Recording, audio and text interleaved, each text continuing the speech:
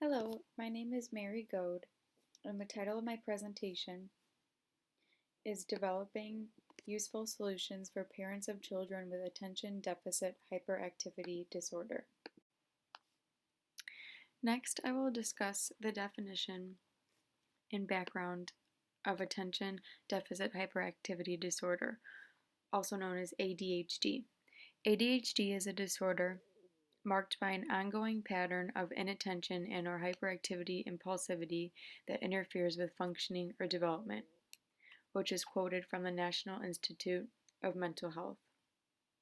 So, in other words, ADHD can also be looked at or described as where the brain just has so many stimulation and sensory that is going off, and it's just too much to keep up with. Next is, according to CDC, in a national 2016 parent survey, 6.1 million children were diagnosed with ADHD, and the highest age range was 4 million children aged at 6 to 11 years. And the last piece of background information is, according to the National Center for Biotechnology Intervention, increased parenting stress is associated with numerous negative outcomes for children with ADHD and their parents, some including the worsening of the child's ADHD, the child also retracting from any type of help or therapy, and the reduced quality of the parent and child relationship. Which makes sense because obviously if the parent is getting stressed out with how the child is acting, which really it's not in their control of what's going on because they have ADHD, it can just be a very stressful situation overall. Next, I will briefly explain why I chose the topic of attention deficit hyperactivity disorder. First of all, personally, it is relatable to me. In my family, I have multiple cousins that do have ADHD, and I've had my aunts and uncles that have kind of just like expressed how difficult it can be to deal with a child that does have ADHD 24/7. So another reason is that I believe it's overlooked. I don't think it's one of the main disorders that are really focused on or thought about immediately, in a sense. And I also feel that ADHD is misunderstood. I would say mainly because I feel that people have the thought process of like there's medicine for that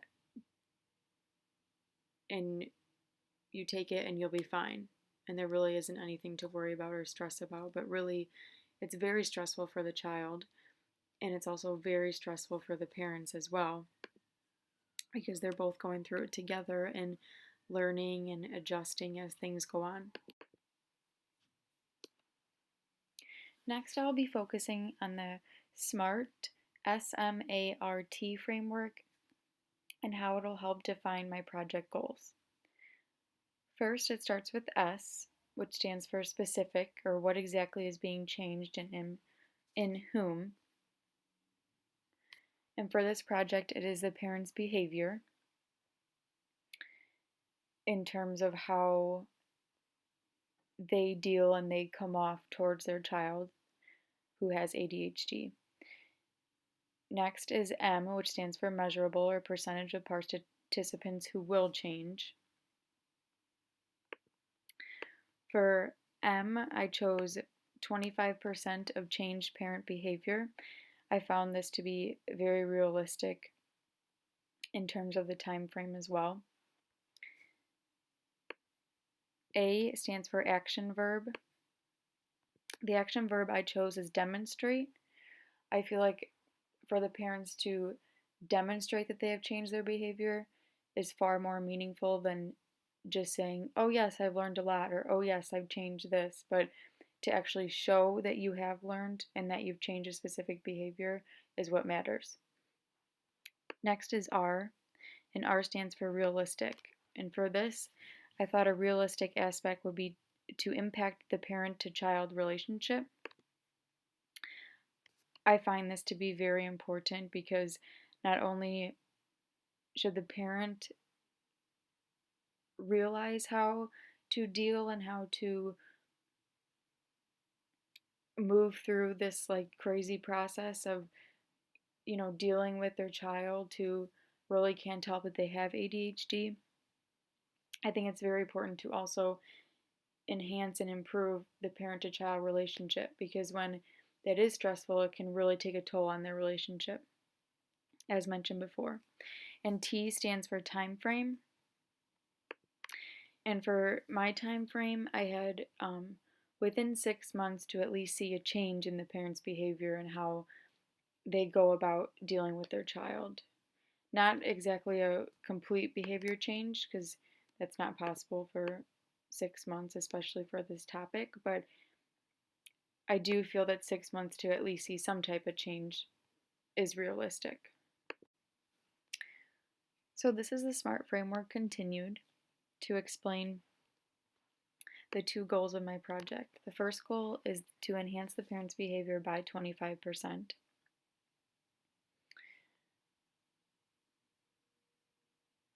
And to also improve the parent-child relationship within the first 6 months.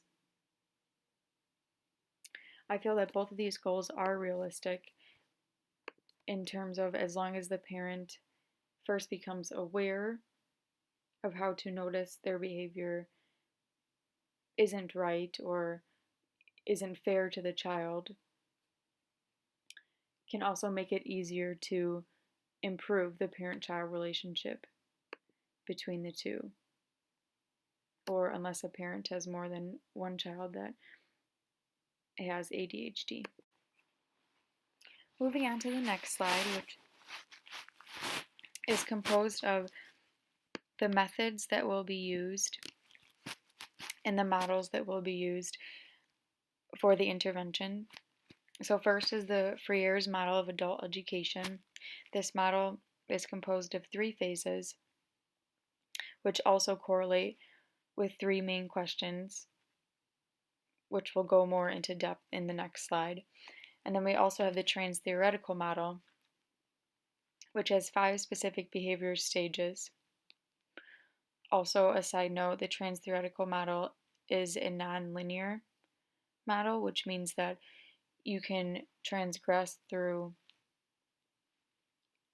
the first stage, second stage, third stage, go back to the first stage, or advance to the 5th stage, go back to the 3rd stage. There's no specific set order in this model. Also, according to the textbook Theoretical Foundations of Health Education and Health Promotion, the key processes of the trans-theoretical model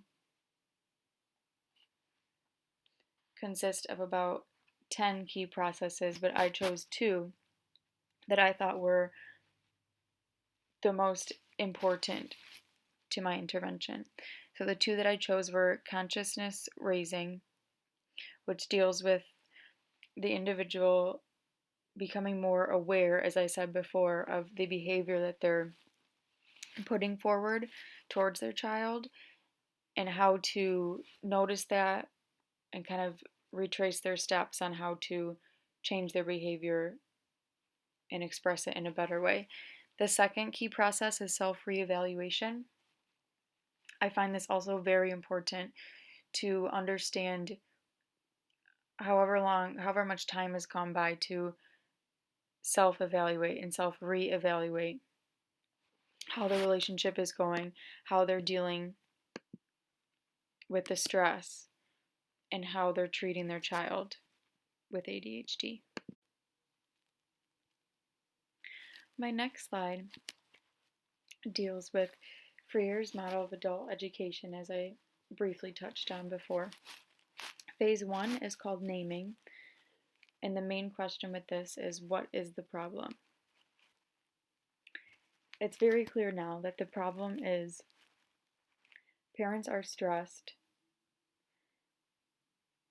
and really do not know how to deal with a child that has ADHD without putting that stress on the child. And really don't mean to do that, but it's very hard to when in the moment, or other stressors such as having a bad day and just getting triggered by those things. Phase 2 is reflection, and the main question is, how do we explain the situation?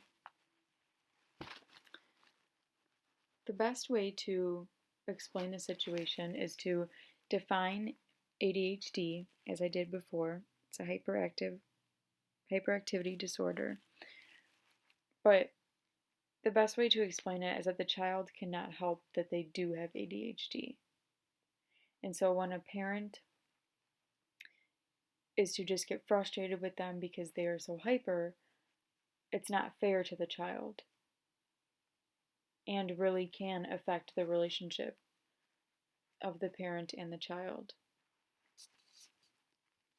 Phase 3 is action. What can be done to change the situation?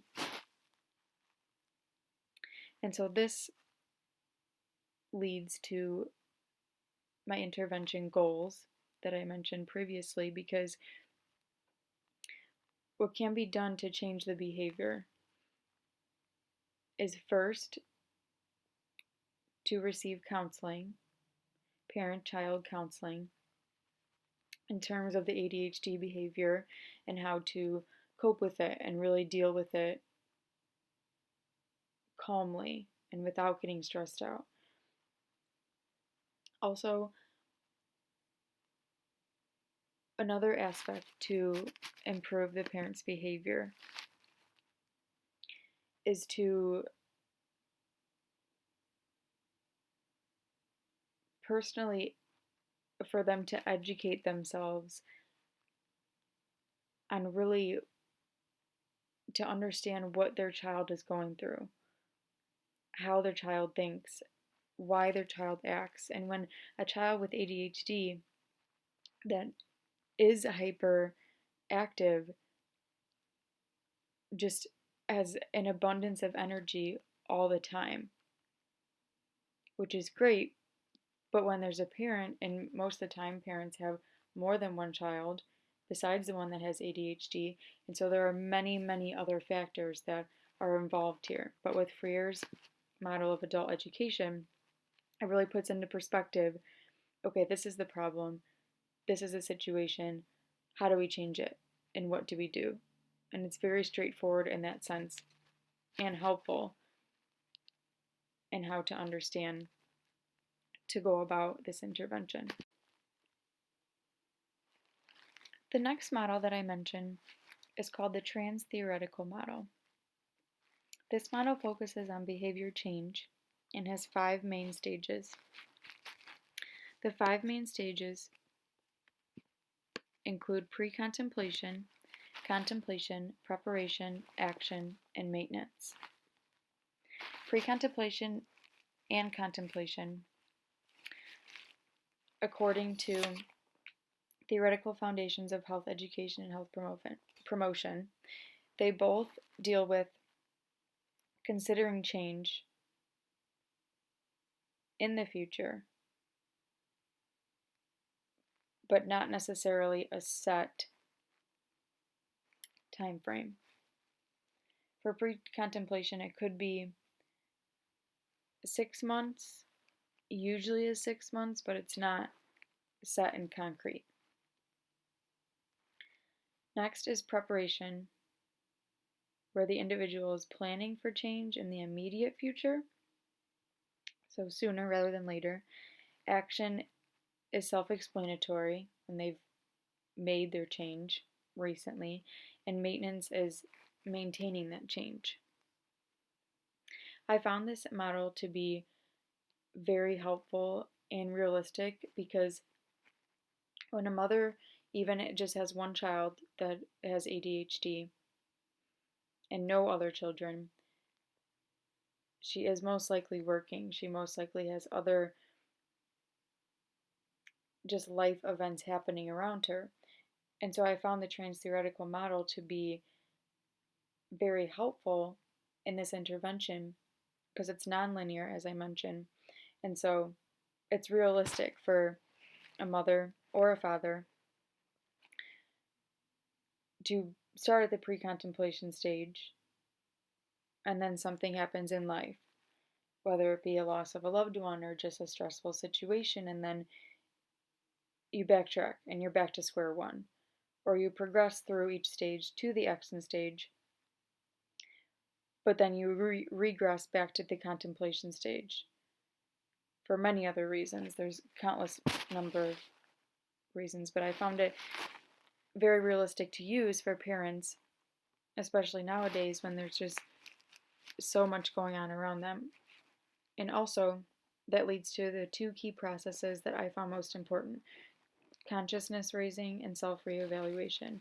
And I mentioned them and explained them in the slide prior, but I just want to reiterate that consciousness raising is very, very useful with feedback and being able to discuss what is going on. Like during counseling, to be able to go back and forth with the counselor and listen to your child and what they have to say and how they felt last week when a specific incident happened. And then also self reevaluation is just very important for themselves. I mean, to be able to reevaluate and take a step back and realize, I need this relationship to be healthier. I need to work on how I react in order to help my child's future, which is very important. And lastly, I have the expected outcomes. First, enhanced educational aspect of ADHD. In other words, becoming more educated on what a child goes through that has ADHD and really how to cope with that as being the parent. Next, increased awareness of poor behavior and how to change it. This is in tune with the self-reevaluation, as mentioned in the trans-theoretical model. Just becoming aware of how you're behaving, and if it's not right, then really how much it's affecting your child and the relationship. Next is utilization of counseling services. They are extremely helpful in both understanding what the child and parent are both thinking, where they're coming from, and how to move through that and tackle those issues. Last is increased relationships in terms of increasing the bond between the mother and or father with the child. Because it's very upsetting that it's understandable that when a child has ADHD and the parent does not mean to act out or just take their frustration out on their child, but sometimes it does happen, and in order to help it and get through my goals of increasing the change parents' behavior by 25% as well as impacting the parent-child relationship, then it is very important to go through counseling and also become more educated on the topic. Lastly, I just have my references page, and I would like to thank you for viewing my presentation, and I will gladly accept and answer any questions or any feedback given. Thank you.